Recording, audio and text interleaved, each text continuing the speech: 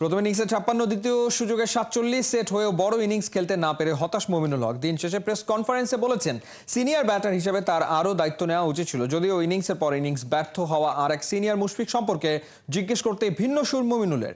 মুশফিকের ভালো ইনিংসের অপেক্ষায় সাবেক এই টেস্ট কাপ্তান। সাইফুল রূপকের রিপোর্ট। ৬ ফুট ৮ ইঞ্চি জিম্বাবুয়ানরা বলে মাউন্টেন, মানে এত লম্বা সেই মুজারাবানির বলেই মুশফিকুর রহিম সিলেট টেস্টের দ্বিতীয় ইনিংসে আউট হয়েছেন। দুই ইনিংসেই ৪-৪। গত ৪ ইনিংসেই মুশফিকের সিঙ্গেল ডিজিট, ১২ ইনিংসে কোনো 50 নেই। কত ইনিংস সুযোগ পেলে আসলে তিনি 50 হাঁকাবেন, অথবা কত ইনিংস সুযোগ দেবে টিম ম্যানেজমেন্ট? আমি কোনোভাবে ওনার নিয়ে ওরিড না, কারণ এতদিন ধরে ইন্টারন্যাশনাল ক্রিকেট খেলছে, উনি জানে কীভাবে ব্যাক করতে হয় আর কীভাবে রান করতে হয়, এই জিনিসটা জানে। তো আমার কাছে মনে হয় যে আপনারা মানে সবাই যে জিনিসটা ভুলে যাওয়া উচিত না, উনি বাংলাদেশ টিমের জন্য কি করেছে আর ওনার রানটা কতটুকু ইম্পর্টেন্ট, কতটুকু কী করতে পারে। আর যখনই খেলে তখন ম্যারাথন ইনিংসই খেলে। তো আমার কাছে মনে হয় এত তাড়াতাড়ি কোনো জিনিস উনি যা যা অর্জন করছে বাংলাদেশ টেস্ট ক্রিকেটের জন্য, ওইটা কোনোভাবে আমার কাছে মনে হয় ভুলে যাওয়া। আমার কাছে মনে হয় এখন আরও টেস্ট ক্রিকেট আরও ভালো ক্রিকেট খেলতে পারে, কারণ দুই ফর্মেট থেকে যেহেতু অবসর নিয়েছে, এখন একটা ফর্মেটে উনি মনোযোগ দেবে।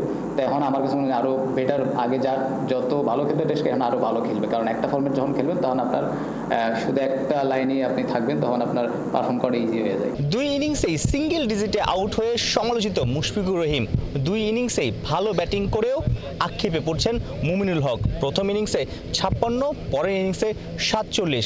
দুই ইনিংসেই সেঞ্চুরি করার দারুণ সুযোগ ছিল, তার প্রিপারেশন ভালো ছিল, সেট হয়ে গিয়েছেন, তারপর আসলে সেই সুযোগটা হেলায় ফেলেছেন। যেটা বললেন যে ১০০, দেখেন যখন টেস্ট ম্যাচ খেলি তখন হয়তো ১০০ চিন্তা ভাবনা করে খেলি না, চিন্তা করি যে কেউ ৪ সেশন অথবা ৫ সেশন, ৩ সাড়ে ৩ সেশন, ৪০০ ব্যাটিং করা যায়।